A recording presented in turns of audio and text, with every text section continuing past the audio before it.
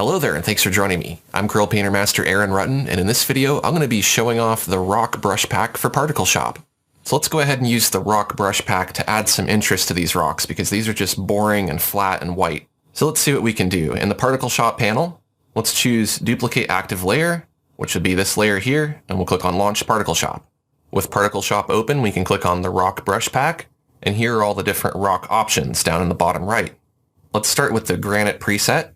We want to make sure our brush tool is selected. I want to click on the toolbar on the left to open the color wheel. And I want to go ahead and click on the pin button to pin the color wheel so it stays fixed on the screen. Now let's pick a color. I'm going to choose kind of a bluish gray color like this. And I'm going to paint all around the area of the rock that I want to color in. Don't worry about overpainting. Just make sure you cover the entire rock. Now if you want to resize your brush, you can hold down Control and Alt on your keyboard and you can drag your brush bigger or smaller. That'll give you some different results for the size of the particles that you're spitting out, as you can see here. With my brush bigger, I get bigger, chunkier results. If I make it smaller, then I get smaller, finer grains. If you use pen pressure on your tablet, you can control that size as well. If I use lighter pressure, I get finer grains.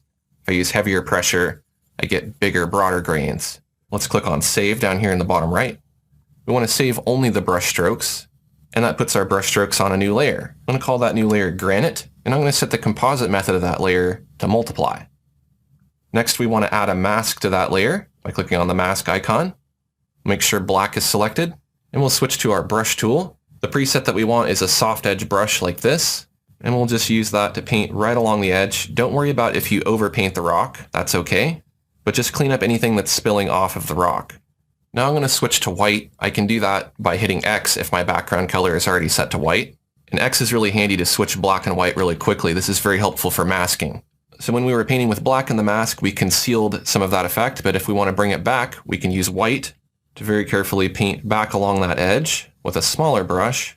That way we get the entire rock covered. And again, if you paint over the edge, don't worry about it. You can select black again, and it can be a back and forth process until you get the exact mask that you want. Now, if you find that that effect is too strong, you can also go to the opacity, and you can reduce the opacity. Something like that looks pretty good for that rock. Let's change up some of the other rocks using another preset. So now that we have multiple layers in our composition, rather than duplicating the active layer, let's duplicate the visible layers below and merge with the active layer. So that's going to take all of these layers into account. And this time, let's select sandstone. I'm going to select a sandstone color, which would be kind of a peach color like this. And let's paint in some streaks that are following the curvature or the contour of our rock. We can make our brush smaller if we want finer streaks like this. But again, don't worry about painting off of your object here. Better to overpaint than underpaint. Let's change up our color a bit. Basically what we want are little stripes. Something like that looks pretty good. Let's go ahead and click on Save. We'll save only the brush strokes. And just like we did last time, we'll change the composite method. We'll choose Multiply. Then we'll add a mask to that layer. We'll make sure black is selected. We'll select our brush tool. Now if you want to edit that rock effect, you can continue to do so here in Photoshop. I'm going to click back on the layer, which takes me off of the mask. And now if I want to, I could use some of the regular Photoshop brushes to paint here on this layer as well if I wanted to enhance little cracks and do things like that. I can also edit the colors by going to Image Adjustments and Hue Saturation. If it's not bright enough, I can increase the saturation. I could make it darker, or I could make it lighter. And I can shift the hue if it's not the correct hue. Something like that looks pretty good. I'll click on OK. Now I have that nice sandstone effect. These rocks are beginning to look a lot more interesting. And what if you want to create your own rocks that don't exist in the painting? Let's take a look at how to do that. I'm going to create a new layer. I'm going to call this Rock. I'm going to switch to a hard edge brush. And let's select a rock color, something like this. We'll have this rock setting right up here. So once we've painted in our rock shape, let's go ahead and lock the transparent pixels by clicking on this icon here. I'm going to select a darker color, and I'm going to switch my brush to that soft edge airbrush. Make my brush bigger. We can see that our light's coming from the top right in this painting. So on the bottom left, I'll just add a little bit of shading here. Let's make our color a bit brighter. And let's put in a bit of a highlight on the side here, facing towards the light. We'll sample our sky color. We'll put a little bit of reflection on the back side. I'm going to pick a darker blue color. I might add in a bit more of a shadow here. And maybe just a few more highlights as well. So now we have our basic rock, but if we want it to look more interesting, we can go ahead and duplicate visible layers below and merge with active layer with that rock layer selected. Let's try carbonate this time. I'm going to use a smaller brush and an almost white color to paint over my stone. Let's click on save. We'll save only the brush strokes. I'll just name that layer carbonate. Let's change the composite method to overlay. Let's hold down Control or Command. We'll click on the layer icon for the rock layer. That'll put a selection around that layer.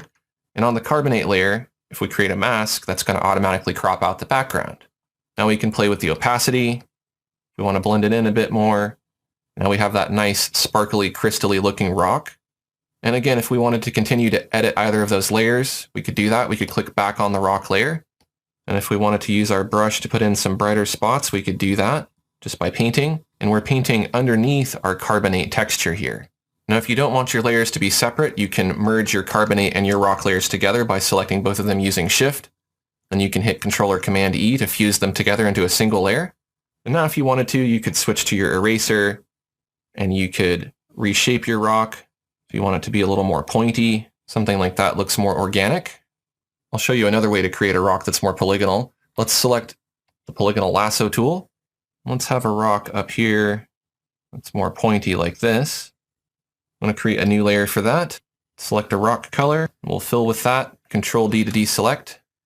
Let's use that polygonal lasso tool to go ahead and divide our rock.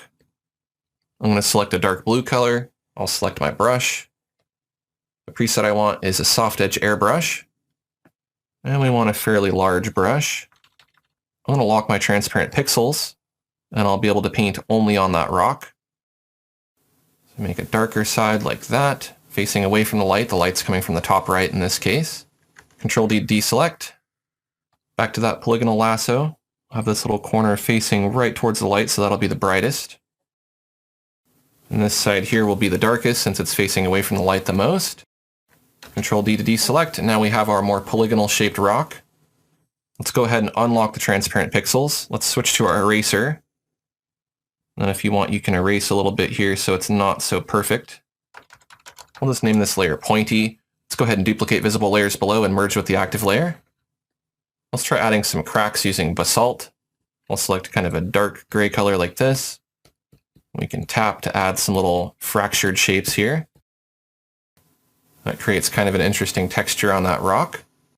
Let's go ahead and launch Particle Shop again using that same preset. And let's select pyroxenite. Use kind of a dark gray color like this. And we'll just paint over the whole thing. Some lighter and darker colors. And we'll add one more layer of texture to that. Let's use marble. And we'll use a very light color. We'll use a small brush just to draw in some little marbly patterns here. And I've gone ahead and just grouped and named my layers here so it's all nice and organized. And now if we do a before and after, you can see the effect that the rock's particle brushes had on this composition. It looks a lot more interesting now. And really quickly, I just want to show you the remaining brushes and how they work. Let's try coal. For coal, you want kind of a dark gray color like this. And you can make little chunks of coal. Gypsum gives you this nice streaky effect if you wanted some more crystally looking rock with a directional grain. Limburgite, I suppose, was named after cheese or something. It gives you these nice geode looking effects if you tap with your pen or you click with your mouse. Pumice is very helpful for creating little bubbles and holes in your rock. You can tap and hold with your brush too to create little holes like that. And that should give you a pretty good idea of how to use the rock pack here in Particle Shop. If you found this information helpful, take a quick second to like this video, and make sure to subscribe to this channel for more Particle Shop tutorials. Thanks for watching, and I'll see you next time.